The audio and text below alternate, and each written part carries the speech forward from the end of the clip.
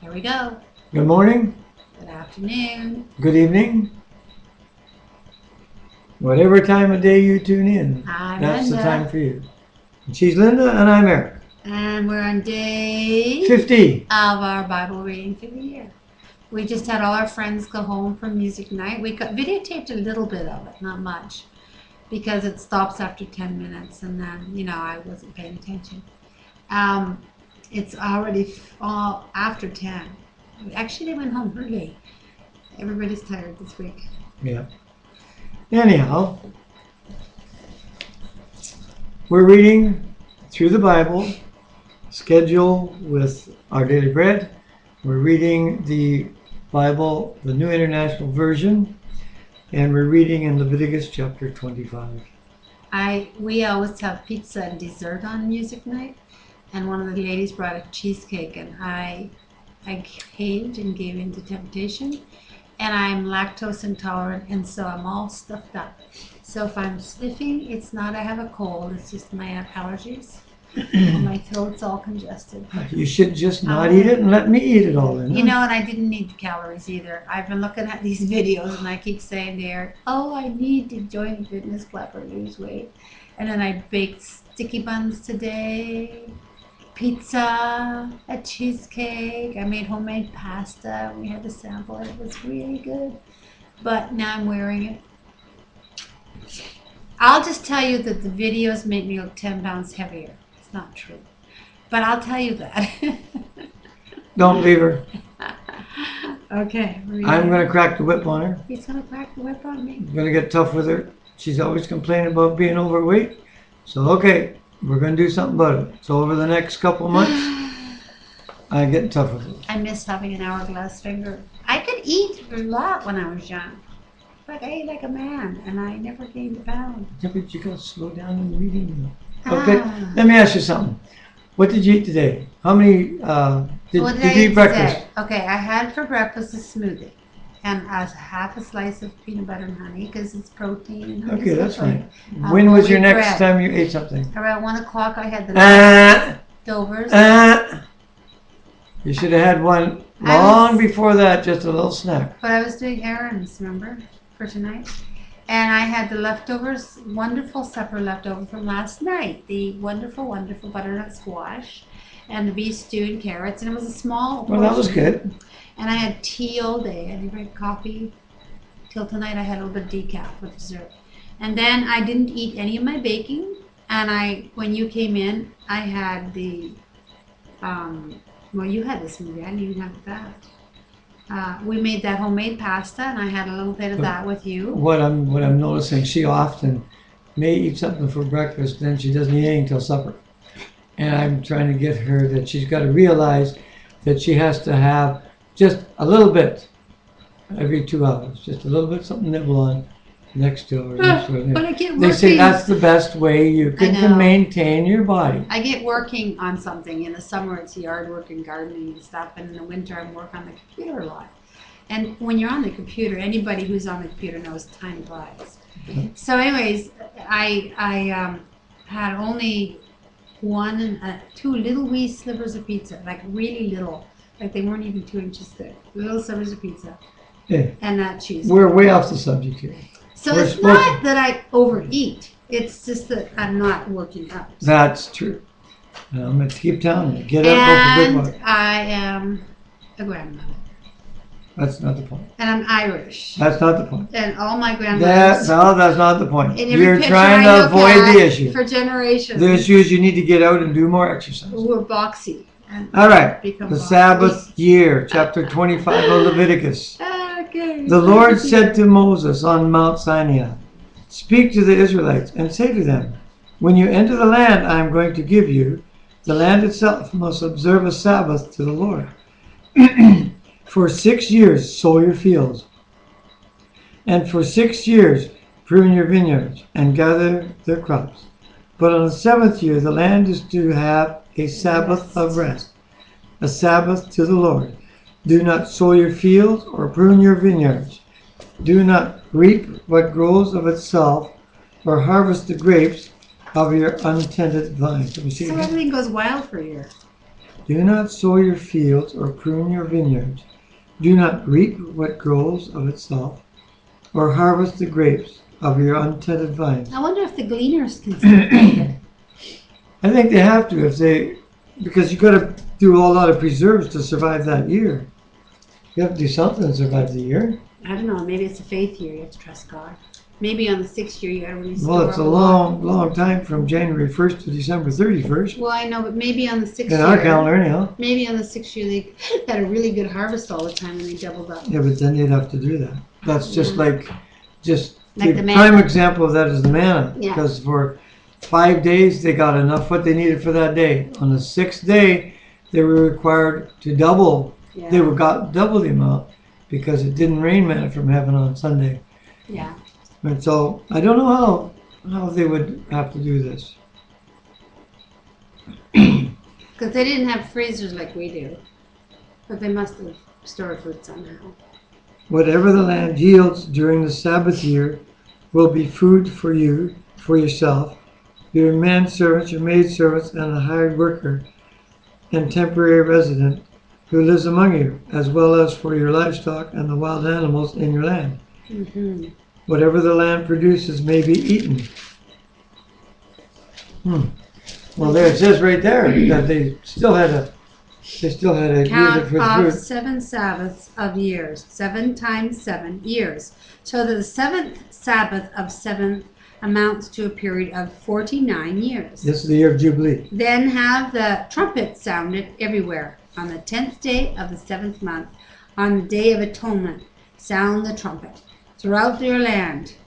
Consecrate the 50th year and proclaim liberty throughout the land to all its inhabitants. It shall be a jubilee for you. Each one of you is to return to his family property, and each to his own clan. The 50th year shall be a jubilee for you. Do not sow and do not reap what grows of itself, or harvest the untended vines, for it is the jubilee, and is to be holy for you. Eat only what is taken directly from the field. In that year of Jubilee, everyone is to return to his own property. There you go, verse 14. So, what do you mean, return to your own property? Wouldn't they be living on their own property? Or if you've moved, you got to go back to where you were before or something? Interesting. If you sell land to one of your countrymen, or buy any from him, do not take advantage of each other. You are to buy from your countrymen on the basis of the number of years since the Jubilee, and he is to sell to you on the basis of the number of years left for harvesting crops. When the years are many, you are to increase the price, and when the years are few, you are to decrease the So price. when you get close to that 50-year thing or whatever. Yeah, if you sell something, you get So it goes in the 49th year, and the next year had to be a rest. You couldn't charge as much as you would. right. Hmm. When the year, excuse me. Do not take advantage of each other, but fear your God. I am the Lord your God. These are quite interesting rules. Mm-hmm. You have to reread them to kind of, for me anyway. I got I'd have four to things reread them going a lot. on. I have 4 things going on in my mind at once, so I'd have to read it a few times and take notes At least before I understood it, or more. Follow my decrees. This is verse 18. And be careful to obey my laws, and you will live safely in the land. Then the land will yield its fruit, and you will eat your fill and live there in safety. You may ask, what will we eat in the 7th year? See, that's what you asked. Oh, good. He anticipated your Glad we're question. getting an answer here. If we do not plant a harvest or harvest our crops, I will send you such a blessing in the 6th year that the land will yield enough for 3 years. While you plant during the 8th year, you will eat from the old crop and will continue to eat from it until the harvest of the 9th year comes in.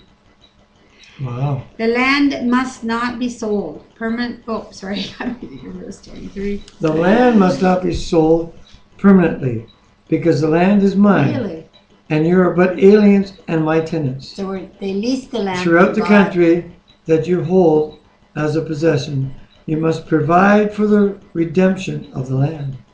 If one of your countrymen becomes poor and sells some of his property, his nearest relative is to come and redeem what his countryman has sold.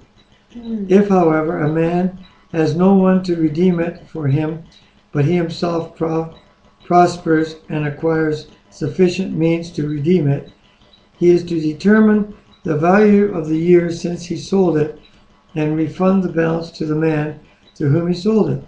He can then go back to his own property. But if he does not acquire the means to repay him, what he sold will remain in the possession of the buyer until the year of Jubilee. It will be returned in the Jubilee, and he can then go back to his property. So they couldn't really tax these people because they didn't own the property. God owned it. Well, you pay money for property, So it's like and on the year of Jubilee, you have to give it back. Exactly. You give it back. You don't get money back. No, you give it back. You give it back. So you're leasing it, and then you return it to the original owner. If one of your countrymen becomes poor among you and sells himself to you, do not make him work as a slave. He is to be treated as a hired worker or a temporary resident among you. He is to work for you until the year of Jubilee. Then he and his children are to be released, and he will go back to his own clan and to the property of his forefathers, because the Israelites are my servants, whom I brought out of Egypt. They must not be sold as slaves.